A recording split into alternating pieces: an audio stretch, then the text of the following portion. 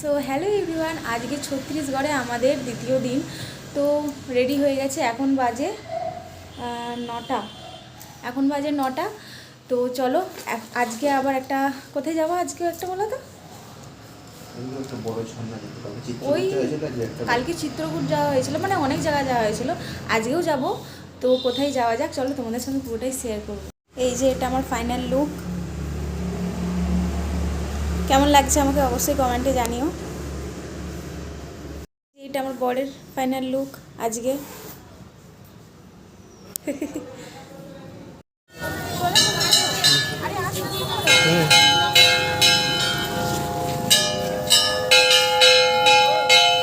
ভালো ভিড় আছে তো।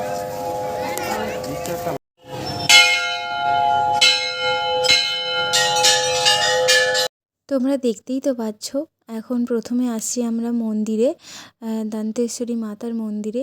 তো এখানে মায়ের দরজাটা এখন বন্ধ আছে, মাকে প্রসাদ নিবেদন করা হয়েছে এখন, সেই জন্য।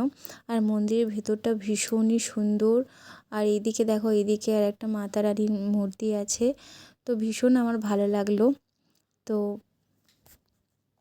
এরপর আমরা আরও কিছু কিছু জায়গা ঘুরবো, তোমাদের সঙ্গে আমি ছোট ছোট পার্ট করে শেয়ার করব।